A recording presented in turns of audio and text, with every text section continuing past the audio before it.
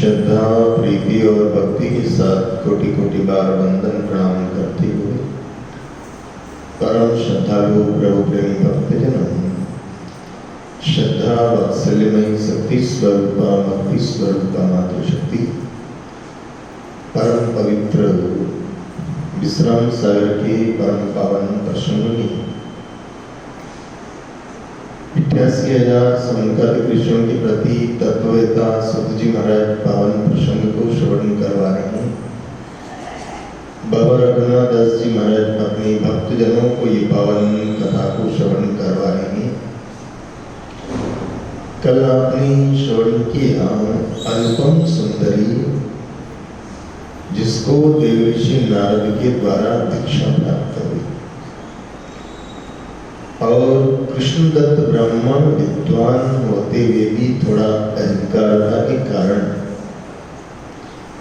अनुपम सुंदरी को दुखी करता रहा और कहा ये कंठी पहनना बंद करो और जैसा मैं कहता हूं वैसा करो। लेकिन अनुपम सुंदरी ने एक ही बात कह दी कि मैं भगवत आराधना करने वाली हूं और भगवत आराधना में भगवान की आराधना में कर रही हूं, गुरु के मंत्र का मैं जाप कर रही हूं, कोई मैंने गलत रास्ता नहीं अपनाया है और आप मेरे परमेश्वर है। मैं आपसे भी बार बार एक ही आग्रह करूंगी कि आप भी जो है गुरु शरणागति आई के जय सुमरिए सिया राम, गुरु शरणागति आई के और जय सुमरिए सिया राम और यहाँ रहे आनंद में, यहाँ रहे आनंद में और अंत बसे हरिधाम। तो मानव जीवन का उद्देश्य जो रहा है, गुरु की शरणागति में आकर के जीव को भगवान का भजन करना चाहिए और ये नित्य का क्रम अनुपम सुंदरी को हो गया। बाकी जो भी सारे गृहस्थाश्रम के व्यवहार है वो निभाती हुई पहले जो कृष्णदत्त के हाथ का या कृष्णदत्त के थाली में बचा हुआ भोजन को वो ग्रहण करती थी, लेकिन वो सब उसने अब बंद कर दिया और भगवान को भोग लगा करके और अर्पण किया हुआ प्रसाद मान करके और वो भोजन ग्रहण करती है। ऐसे क्रम चलता गया और फिर कृष्णदत्त ब्राह्मण के मन में भी आखिर के अंदर तो शास्त्र पढ़ा हुआ था और शास्त्र अगर हमने पढ़ा हुआ है तो कभी न कभी तो शास्त्र हमारे काम आता है। इसलिए एक बात और कही है, उपनिषदों के अंदर भी बात कही है, वेदों में भी कही है कि सत्यम वद धर्मम चर। वेदों में बड़ा प्यारा सूत्र है कि अगर आप सत्य का भाषण करते हैं, सत्य बोलते हैं तो आपकी जबान के अंदर एक शक्ति आ जाती है। ये संत महापुरुष जो लोग कहते हैं, वो लोग ऐसा बोलते हैं कि गुरुजी ने कहा और हमारा तो काम हो गया, फलाने संत ने बोला और हमारा तो काम हो गया। क्यों हो जाता है? वो भी तो तुम्हारे जैसे ही मनुष्य हैं, जैसे तुम भोजन करते हो वैसे वो भी भोजन करते हैं, जैसे तुम नींद लेते हो वैसे वो भी नींद लेते हैं, जैसे तुम वस्त्र पहनते हो वैसे वो भी वस्त्र पहनते हैं, जैसे तुमको कभी किसी बात की परेशानी का दुख होता है तो उनको भी दुख होता है, लेकिन वो दुख होता है लेकिन वो दुखी नहीं होते। एक बात। दूसरी बात ये है कि हम जो बात पर झूठ बोलते रहते हैं वो महापुरुष लोग झूठ नहीं बोलते, प्रयास नहीं करते हैं कि हमारे द्वारा कुछ असत्य भाषण हो, और जो बिना कारण के असत्य भाषण नहीं करते, असत्य का अवलंबन नहीं लेते हैं, असत्य जो है नहीं बोलते, झूठ नहीं बोलते, तो उसकी जबान के अंदर सरस्वती आकर के और विराजमान होती है। और सरस्वती जब उनकी जबान पर क्योंकि सरस्वती को सत्यवादिनी एक नाम का है। सरस्वती मैया का एक नाम क्या है? सत्यवादी। और अगर आप बिल्कुल असत्य का अवलंबन नहीं लेते हो तो कभी कभी ऐसा होगा कि आपकी जबान में जब सरस्वती विराजमान होगी और आप किसी को कुछ कहोगे तो निश्चित बात है कि उस व्यक्ति को आपकी बात स्वीकार करनी ही पड़ेगी। आपकी जबान में ऐसी एक शक्ति आ जाती है। और इसलिए आप देखिए, शक्ति का मतलब एक पावर। अब आप समझिए कि एक चपरासी कह दे कि आज मार्केट बंद रहेगा तो मार्केट बंद नहीं रहेगा, लेकिन एक कलेक्टर कह दे तो बोलो ना, एक कलेक्टर कह दे कि आज मार्केट बंद रहेगा तो मार्केट बंद रहेगा, क्योंकि व्यक्ति चपरासी भी है और व्यक्ति कलेक्टर भी है। उसका भी पंचभौतिक शरीर है, इसका भी पंचभौतिक शरीर है। वो भी रोटी खाता है, ये भी रोटी खाता है, वो भी कपड़े पहनता है, वो भी कपड़े पहनता है, लेकिन कलेक्टर की अपनी क्या है? पावर है और चपरासी की कोई पावर नहीं है। ऐसे ही ध्यान देना, अगर आप सत्य का अवलंबन करते हैं, सत्य का उच्चारण करते हैं, तो आपकी जबान के अंदर एक पावर आ जाती है और फिर आप जो बोलेंगे वही होने लग जाएगा। आप जो बोलेंगे वही होने लग जाएगा। तो 3 सूत्र कहे कि सत्यम वद। और महापुरुषों के जीवन के अंदर, संतों के जीवन के अंदर, सद्गुरुओं के जीवन के अंदर इसीलिए ऐसी घटना घटित होती है कि वो असत्य का अवलंबन नहीं लेते, इसलिए उनकी जबान में एक शक्ति आ जाती है, एक पावर आ जाती है, और वो जो कह देते हैं ना, उसका काम फतेह हो जाता है। क्यों? क्योंकि एक पावर उनको प्राप्त हुई है, पावर हाउस उनको प्राप्त हो गया है। तो शास्त्र कहता है कि सत्यम वद, सत्य का अवलंबन करो। धर्मम चर, दूसरी बात कही धर्मम चर, धर्म का आचरण करो। धर्मचर यानी कि धर्म का आचरण करो, और धर्माचरण, धर्म के अनुसार हमारे चरण पड़े, धर्म के अनुसार हम आगे बढ़े, उसको कहते धर्माचरण। धर्माचरण 2 सूत्र है, लेकिन तीसरा सूत्र है कि आपकी जबान में सत्य रहना चाहिए, आपका आचरण धर्म के अनुसार होना चाहिए, और इन सबको अगर आपको सफल करना है तो स्वाध्यायान मा प्रमद। स्वाध्यायान मा प्रमद यानी कि किसी भी सत्य शास्त्र को पढ़ते रहना। क्यों हमारे यहाँ विधान बताया गया है? चीज तो वो की वो है, लेकिन बोले हर शनिवार बोले सुंदरकांड करो, बोलो ना, लोग कहते ना हर शनिवार को सुंदरकांड करो, हर मंगलवार को सुंदरकांड करो, हर गुरुवार को गुरुवाणी का पाठ करो। क्यों? चीजें तो वो की वो है, लेकिन आज नहीं कल, कल नहीं परसों, कभी ना कभी तो उस शास्त्र की बात का हमारे मन पे असर होगा और निश्चित होगा। इसलिए शास्त्र का वांचन करते रहो। इसलिए हमारे यहाँ विधान है कि भाई और कुछ नहीं है तो गीता जी का एक अध्याय ही रोज, बोलो, गीता जी का एक अध्याय ही रोज पढ़ो।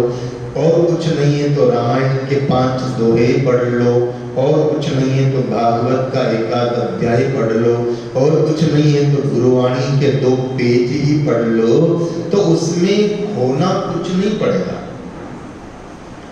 अरे फालतू बैठ करके और इधर उधर की गप लड़ाने की बजाय अगर किसी शास्त्र का अध्ययन करेंगे, किसी शास्त्र को अगर पढ़ेंगे, तो आज नहीं कल, कल नहीं परसों, कभी न कभी तो उस शास्त्र का असर हमारे दिमाग पर आएगा ना। और इसलिए ये कहा गया है कि हर मंगलवार आए तो सुंदरकांड कर लो। सुंदरकांड लंबा पड़ता है तो कम से कम हनुमान चालीसा ही कर लो, मंगलवार हनुमान चालीसा कर लो।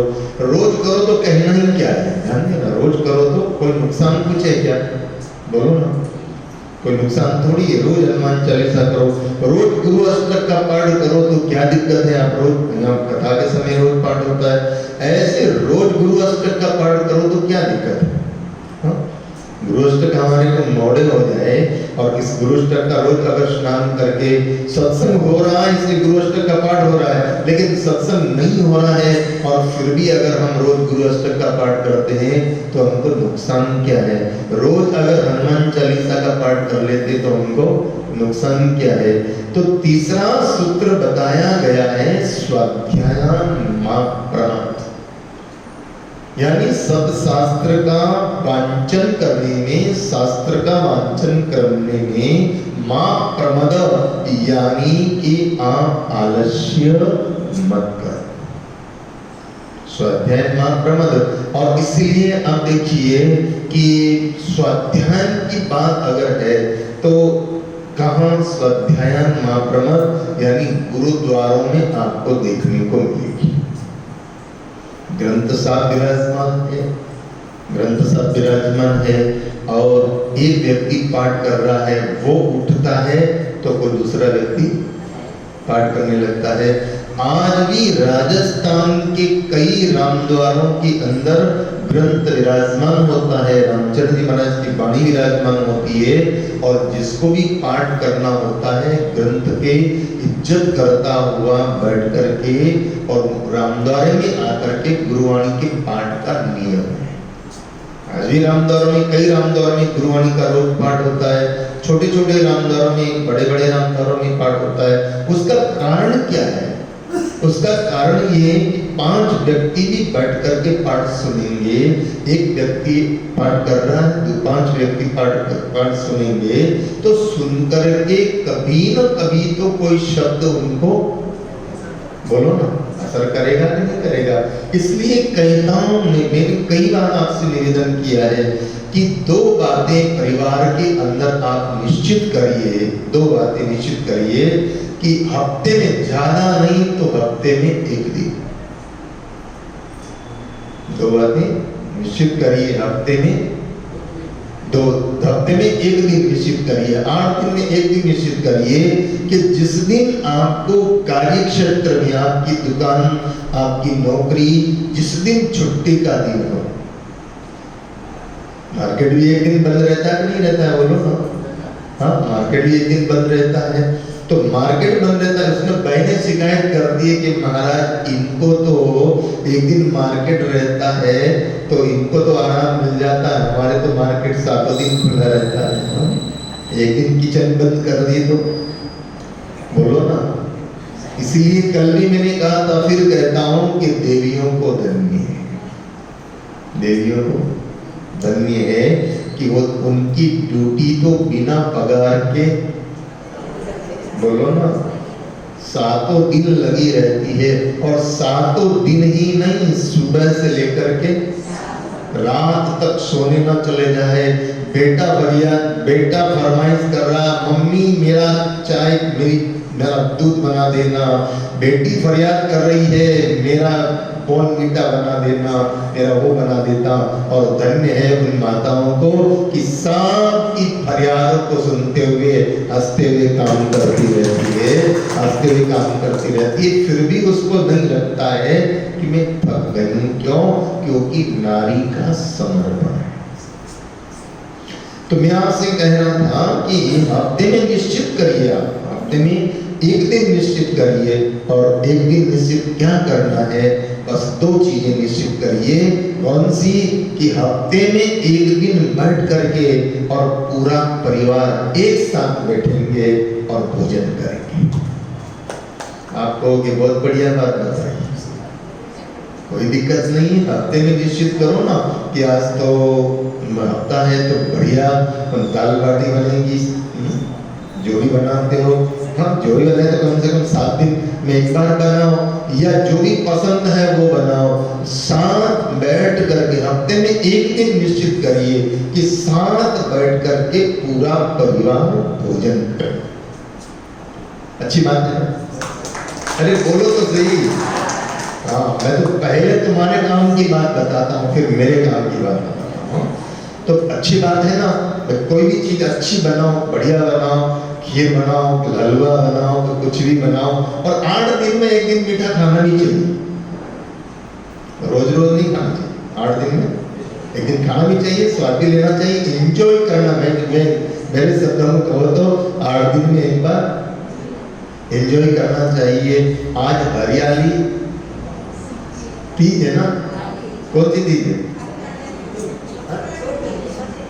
हरियाली तीज बोलते हैं उसको। हाँ, तो आज के दिन राजस्थान में तो मैंने देखा है कि घर में से टिफिन बना करके और जंगल में जाते हैं और वहां जाकर के और भोजन करते हैं। और सावन महीना जब आता है तो सुख्या सोमवार मनाने जाते हैं ना, बोलो ना। तो वो 8 दिन में ऐसा एक निश्चित करते कि सोमवार है, सावन का है, तो जंगल में जाएंगे, वन भोजन जिसको कहते हैं। भगवान कृष्ण ने भी किया वन भोजन। तो ऐसे इंजॉय करना चाहिए, लेकिन ध्यान देना, खाने में इंजॉय करना चाहिए, भोजन में इंजॉय करना चाहिए, ऐसे भजन के लिए भी इंजॉय। बोलो ना। मैं पहले खाने की बात कर रहा हूं तुम्हारे लिए कि 8 दिन में निश्चित करो, घर का जो भी मुखिया है, घर का जो भी वडील है, साफ निश्चित कर लो कि भाई जिस दिन सबको छुट्टी रहती है तो अपन शाम लोग सवेरे 11 बजे 11:30 बजे बैठ करके और एक दूसरे के साथ में भोजन करेंगे। उसमें क्या बढ़ता है? एक साथ भोजन करने में प्रेम बढ़ता है।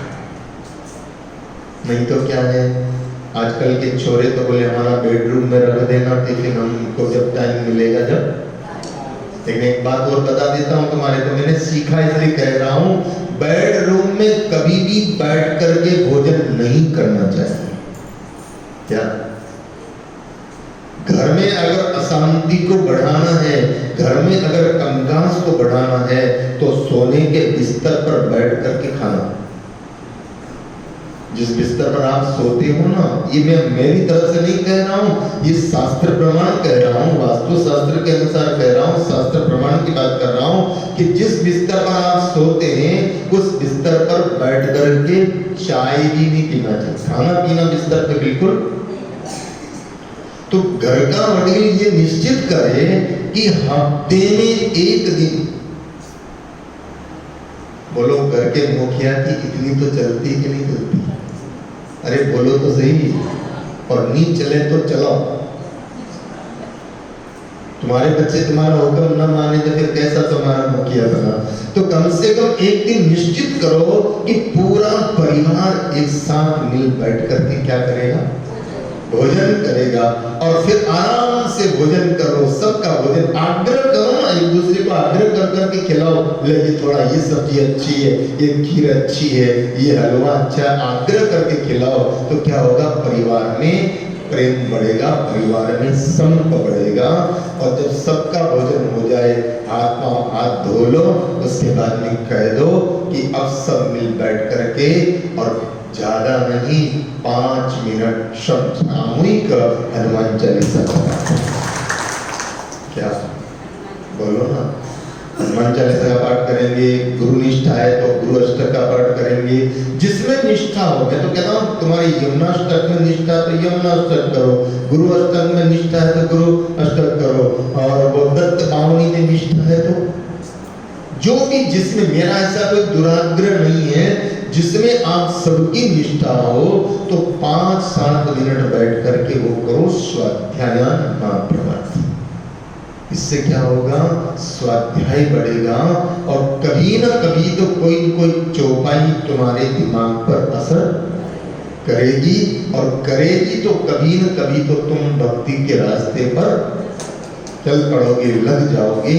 इसलिए 2 बातों का ध्यान रखना, पहला सामूहिक भोजन और दूसरा सामूहिक भजन होना चाहिए। और इसलिए ध्यान देना, आप अगर यहाँ कथा के बाद रोज हनुमान चालीसा का पाठ जो होता है ना, तो कम से कम जितने भी लोग बैठते हैं, मेरे ख्याल से 100, 125, 150 लोग जो यहाँ आ रहे हैं, और वो अगर इतने लोग मिलकर के और हनुमान चालीसा का पाठ करते हैं तो कितनी हनुमान चालीसा हुई?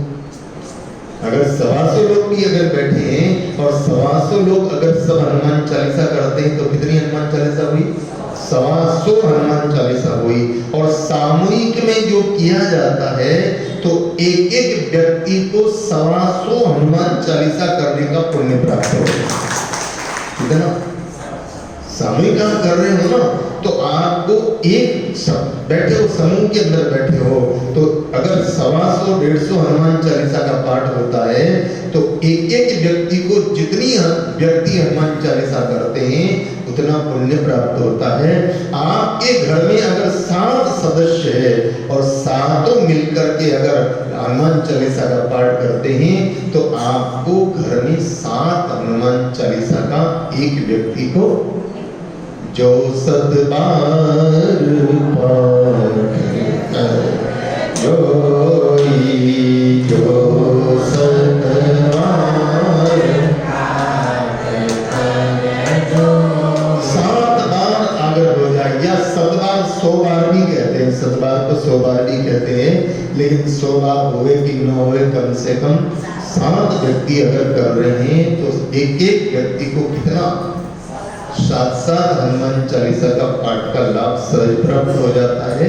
तो स्वाध्यायान मां प्रमाद, स्वाध्याय के लिए प्रमाद मत करो, स्वाध्याय के लिए आलस्य मत करो। जब भी मौका मिले बैठ करके, और सब बैठ करके कम से कम रामायण के अनुसार ऐसा ही मत करो कि माता पिता सिर्फ अपने बच्चों को उधर भाई सो हुनर सिखावे, पेट भरना तो तुम सिखा रहे हो, लेकिन ध्यान देना, पेट भरना तो बच्चों को तुमने सिखाया है, तुमने धन का तो उत्तराधिकारी बनाया है, लेकिन तुम उसे धर्म का उत्तराधिकारी बनाओ। ध्यान देना।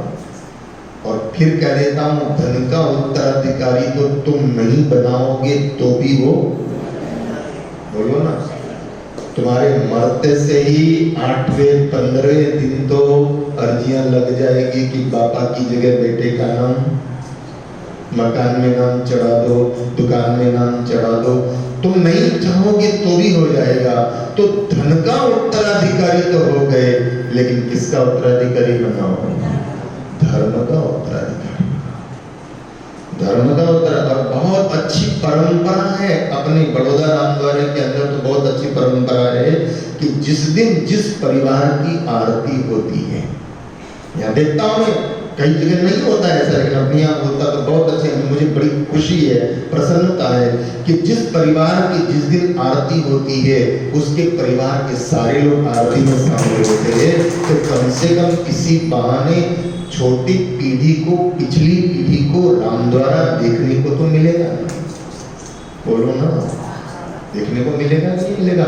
और न तुम कभी उसको लाओगे ही नहीं, कभी तुम सत्संग नहीं लाओगे, कभी कुछ लाओगे नहीं, फिर तुम पूछोगे कि रामद्वारा, तो बोले Ramdwara, what is the Ramdwara, Ramdwara क्या है, हमें कुछ मालूम नहीं। तो ध्यान देना, ये धन के उत्तराधिकारी तो तुम बनाते हो, लेकिन क्या बनाओ? धर्म के उत्तराधिकारी बनाओ। शास्त्र का अध्ययन करते रहो। तो सामूहिक भोजन,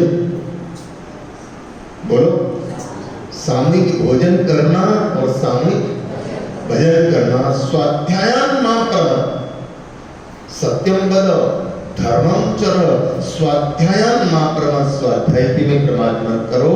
और ऐसे स्वाध्याय करते करते कृष्ण दत्त ब्राह्मण के मन में भी आया कि मेरी पत्नी जो कुछ भी कहती है वो गलत नहीं है, और मुझे भी गुरु शरणागति में जाना चाहिए।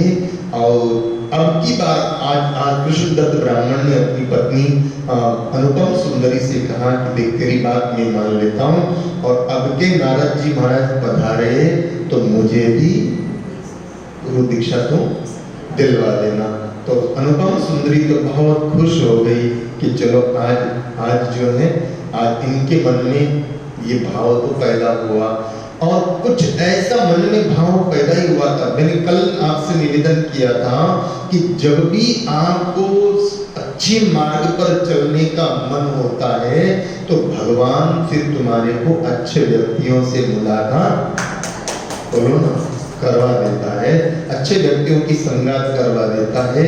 कई बार ऐसा होता है कि हम जो है जिस तरफ से चल रहे हैं और उधर से कोई रामद्वारा जाने वाला नहीं है, लेकिन फिर धीरे धीरे तुम्हें मालूम पड़ जाता है कि हमने बाजू वाली गली में जो बहन रहती है वो भी सत्संग में जाती है, मैं अकेली जाती हूँ, और वो बाजू वाले से मिल जाती है तो फिर दो बहनें मिलके साथ में आ जाती है, दो भाई साथ में मिलके आ जाते हैं, रास्ता कैसे कट जाता है। तो परमात्मा अच्छे व्यक्तियों से मुलाकात करवा दिया करता है। तो अब जो है नारद जी महाराज एक दिन जो है आ गए राम गुण गाते हुए, बीना बजाते हुए, तो सबसे ज्यादा खुशी किसको हुई? अनुपम सुंदरी को हुई। सबसे ज्यादा खुशी किसको हुई? अनुपम सुंदरी को हुई, क्योंकि नित ही सूरज उग गए, नित ही सूरज उग गए और नित ही आंखें सोई, और वो सूरज कब उग गए? मोय गुरु का दर्शन होए, मोय गुरु का दर्शन होए। तो आज धन्य हो गया। और अनुपम सुंदरी बहुत आनंदित है, और अनुपम सुंदरी इतनी आनंदित है कि आज मेरे गुरु मेरे घर पर पधारे।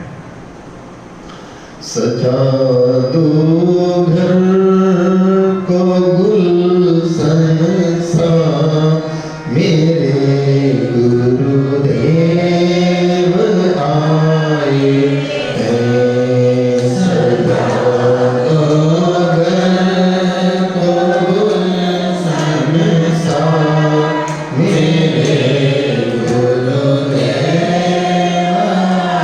आए हैं।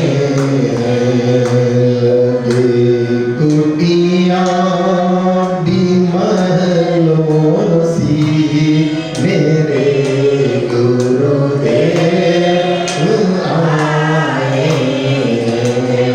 लगे कुटिया महलों सी, मेरे गुरुदेव आए हैं। सजा दो घर को गुलशन सा, मेरे गुरुदेव आए हैं। सजा दो घर को गुलशन सा, मेरे गुरुदेव आए हैं। पधारो गुरु के चरणों को बहाकर, प्रेम की गंगा। पधारो गुरु के चरणों को बहाकर, प्रेम की गंगा। बहाकर प्रेम की गंगा। बहाकर प्रेम की गंगा। बिछा दूं अपनी पलकों को, मेरे गुरुदेव आए हैं। बिछा दूं अपनी पलकों को, मेरे गुरुदेव आए हैं। सजा दो घर को गुलशन सा, मेरे गुरुदेव आए हैं। सजा दो घर को गुलशन सा, मेरे गुरुदेव आए हैं। लगे कुटिया महलों सी, मेरे गुरुदेव आए हैं। लगे कुटिया महलों सी, मेरे गुरुदेव आए हैं। उमड़ आई मेरी आँखें,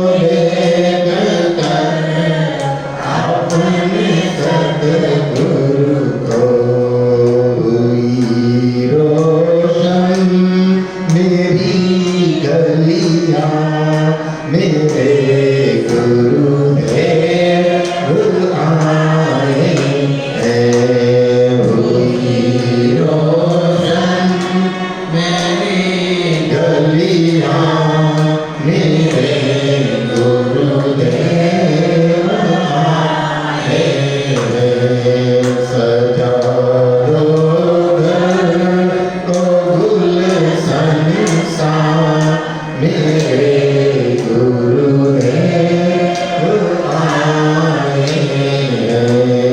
सजा दो को गुलशन सा, मेरे गुरुदेव आए हैं। लगे कुटिया भी मन लौसी, मेरे गुरुदेव आए हैं। लगे कुटिया भी मन लौसी, मेरे गुरुदेव आए हैं। तुम आकर फिर नहीं जाना मेरी इस सोनी दुनिया से। तुम आकर फिर नहीं जाना मेरी इस सोनी दुनिया से। मेरी इस सोनी दुनिया से कहूँ हरदम यही सबसे, मेरे गुरुदेव आए हैं। कहूँ हरदम यही सबसे, मेरे गुरुदेव आए हैं। सजा दो घर को गुलशन सा, मेरे गुरुदेव आए हैं। सजा दो घर को गुलशन सा, मेरे गुरुदेव आए हैं। लगे कुटिया भी महलों सी, मेरे गुरुदेव आए हैं। लगे कुटिया भी महलों सी, मेरे गुरुदेव आए हैं। लगे कुटिया भी महलों सी, मेरे गुरुदेव आए हैं। सजा दो घर को गुलशन सा, मेरे गुरुदेव आए हैं। मेरे गुरुदेव आए हैं। मेरे गुरुदेव आए हैं। मेरे सरकार आए हैं। मेरे सरकार आए हैं। सजा दो घर को गुलशन सा, मेरे गुरुदेव आए हैं। सजा दो घर को गुलशन सा, मेरे सरकार आए हैं। मेरे सरकार आए हैं। और उत्तर प्रदेश तरफ जो है ना, गुरु को बड़े प्यार से सरकार बोलते हैं। उत्तर प्रदेश में आप चले जाओ, लखनऊ, पश्चिमी उत्तर प्रदेश में, तो गुरु सरकार, बड़े प्यारे शब्द हैं वहाँ, गुरु सरकार, बोले सदगुरु सरकार, क्या कहते हैं? सदगुरु सरकार। ये सरकार तो पता नहीं हमको सुख पहुंचाए कि नहीं पहुंचाए, लेकिन जिसके जीवन में सदगुरु की सरकार आ गई तो फिर सुख ही सुख है, आनंद ही आनंद है। तो अनुपम सुंदरी आज इतनी आनंदित हुई है कि आज मेरा घर, आज तक में मेरा घर, मेरी कुटिया क्या हो गई? महल हो गए। और निश्चित बात है कि मकानों के द्वारा बनाए गए ईंट और सीमेंट से बनाए गए महल नहीं होते हैं। जहाँ राजा जाकर के बैठ जाता है ना, वही क्या हो जाता है? महल हो जाता है।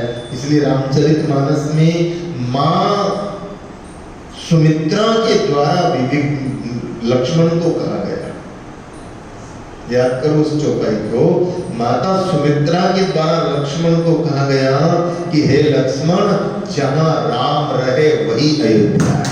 क्या था? अवध सोई जहां राम निवासु। ये अयोध्या नहीं, आज तो राम चले जाएंगे, अयोध्या नहीं रहेगी, लेकिन राम जहां रहेंगे, जहां बैठेंगे, वही क्या हो जाएगी?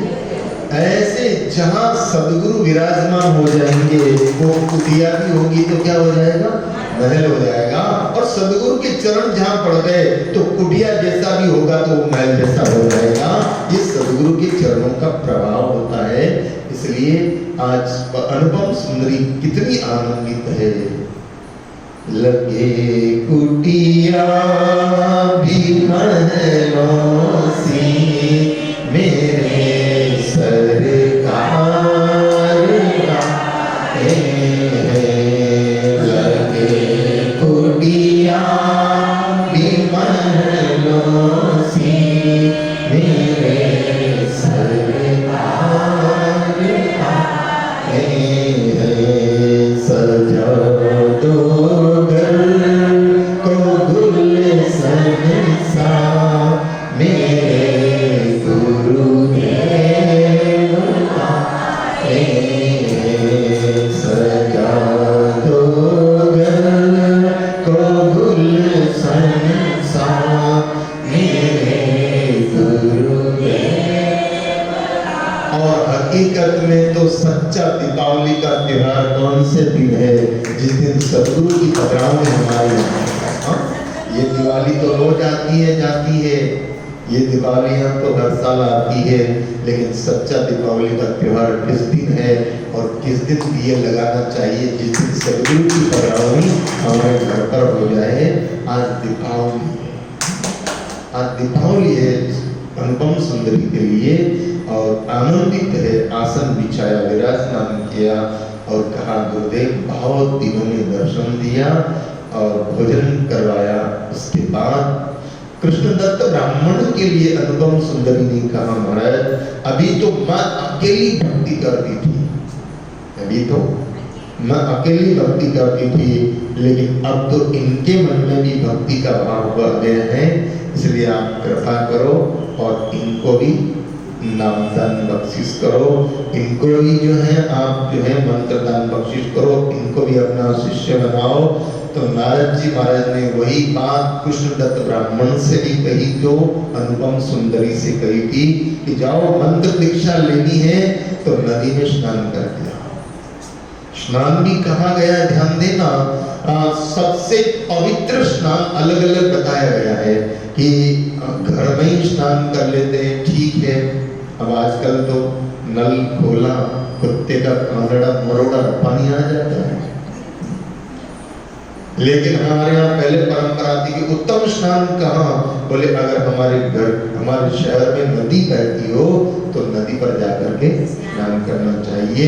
फिर कहा कि नदी नहीं है तो बोले तालाब हो तो तालाब में जाकर के स्नान करना चाहिए। फिर तालाब न हो तो कुआं हो तो कुएं पे जाकर के स्नान करना चाहिए, और कुआं भी नहीं हो तो घर में तो फिर यही सही। और बाकी समुद्र अगर है तो समुद्र स्नान का भी बड़ा महत्व है। देखो चर्चा विषयांतर हो जाएगा।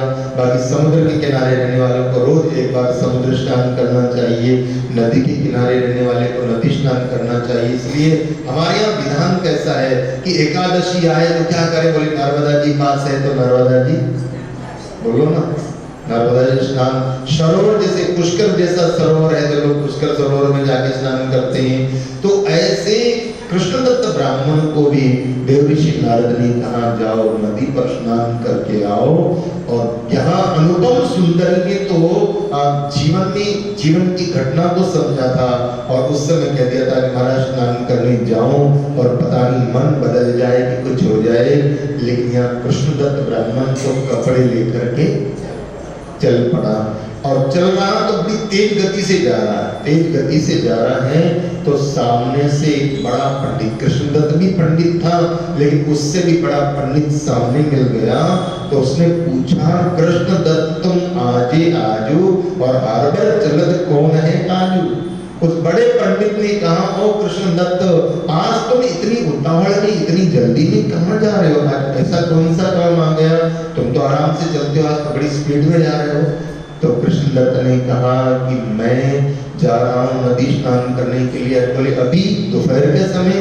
तो बोले आज मेरे घर पर नारद जी महाराज पधारे और नारद जी पधारे, मेरी पत्नी ने नाम दीक्षा ली हुई है और मेरे को भी नाम दीक्षा लेनी है, इसलिए मैं नदी पर स्नान करने के लिए जा रहा हूँ। कर्म कांडी पंडित कहने लगा अरे कृष्णदत्त जरा विचार तो करो, आज तो मुहूर्त अच्छा।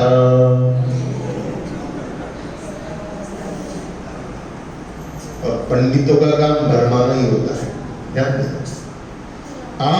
आप बिल्कुल ठीक है, आपके पास कोई तकलीफ नहीं है, लेकिन आप चले जाओ किसी पंडित के पास, देखो ना ऐसे स्वभाव से चले जाओ पत्रिका लेकर के कि क्या है तो बस कहीं न कहीं कुछ न कुछ तो बताए देगा, शनि की राहु की फलाने की ये दशा चल रही वो दशा। आप बिल्कुल ठीक थे, मन से स्वस्थ थे और चले गए, पूछ लिया तो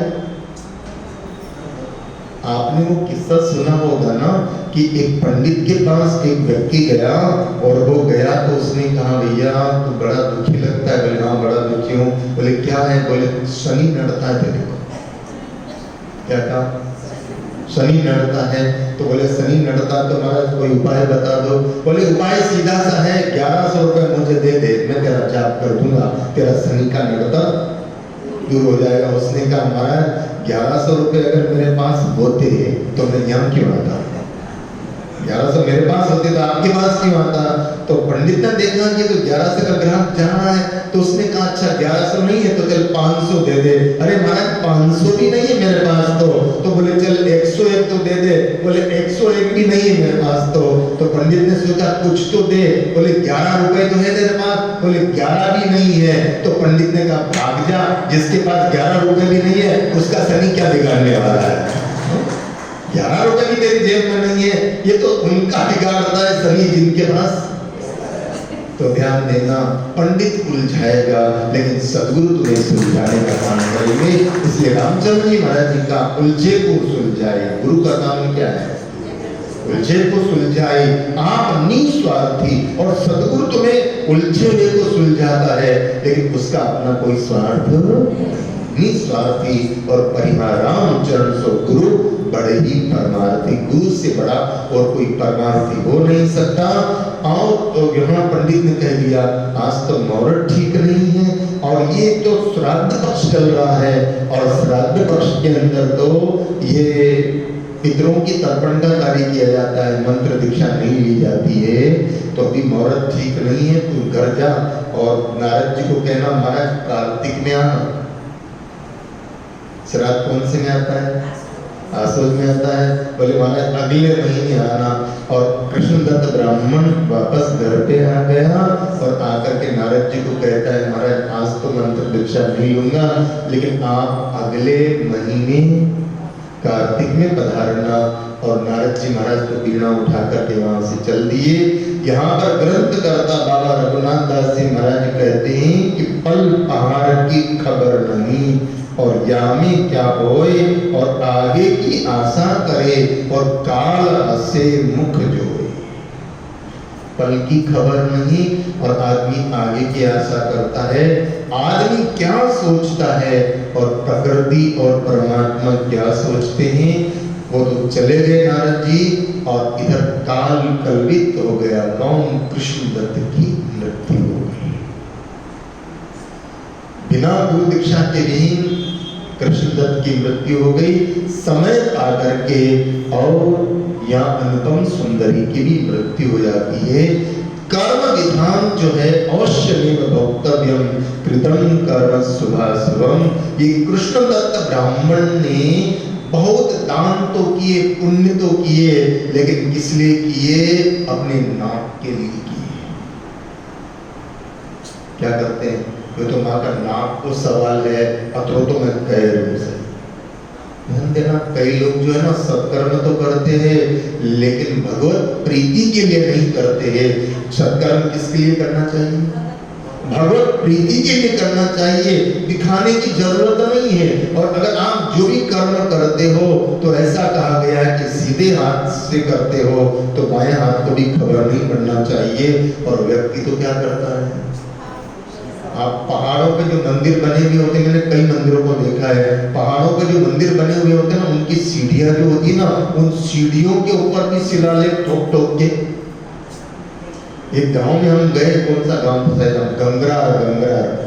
गंगरार हमारे रामदार गंगरार के अंदर उस गांव में हम गए, तो वहाँ गंगरार गांव में गए तो पहाड़िया पे हनुमान जी का या कोई देवता का मंदिर है, और वो जो उसकी जो सीढ़ियां लगी हुई ना, तो हर सीढ़ी पे 4-4 पत्थर लगे हुए हैं, हर सीढ़ी पे।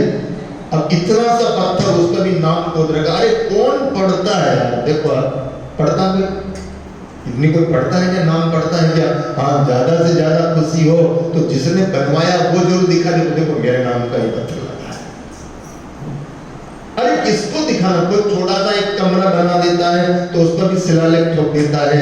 अरे किसके लिए होना चाहिए? भगवत प्रीति के लिए होना चाहिए। तो यहाँ इसने कृष्णदत्त ब्राह्मण ने दान तो किया, पुण्य तो किया, लेकिन किसके लिए किया? और यहाँ ग्रंथकर्ता लिखते हैं कि लामा नागज कारणे धन खर्चोरे मुठ। लंबे नाग के लिए किया ना, लंबे नाग के कारण है, और धन खर्चोरे मुठ, और ताती तू हाथी भयो। लंबा नाग चाहिए तो ना हाथी की सुन नाग की ना वो। तो ये कृष्णदत्त ब्राह्मण अगले जन्म में क्या बना? हाथी बना है, क्योंकि इसने किया तो सही, लेकिन नाग के लिए क्या? भगवत प्रीति के लिए नहीं किया, गुरु प्रीति के लिए नहीं किया, नाग के लिए क्या? ये हाथी बना है। कहाँ बना? कुरुक्षेत्र के राजा के वहां एक अग्नि के यहाँ पर हाथी के बच्चे के रूप में जन्म हुआ है। और यहाँ ये इसकी पत्नी अनुपम सुंदरी, ये भी जो है कि मेरा पति कहाँ? आखिर में ये भारतीय नारी है कि मेरा पति कहाँ गया, कहाँ गया? देखा कि कुरुक्षेत्र के राजा भी यहाँ हाथी बना हुआ है, तो इसने संकल्प किया, भगवती माँ पार्वती से कहा कि हे माँ, मुझे भी जन्म वहीं मिले जहाँ मेरे पति का जन्म हुआ है। और उसी कुरुक्षेत्र के राजा के यहाँ पर ये अनुपम सुंदरी राजकन्या के रूप में अवतरित हुई है। उधर वो हाथी और इधर ये राजकन्या। अब एक दिन जाकर के और ये हाथी के पास जाएगी और अपनी पूर्व की बात कहेगी। आगे क्या विधान होता है उस सारी चर्चा कल के सत्संग में करने का प्रयास करेंगे। आज का सत्संग का समय पूर्ण हुआ है, इसलिए अपनी बोली को विराम देते हैं। आप सबका मंगल इच्छते हुए आइए भाव और प्रेम से हनुमान चालीसा का पाठ करें। आप प्रसाद बांटने वाले कार्यकर्ता प्रसाद बांटें। श्री गुरु चरण सरोज गुर सुधा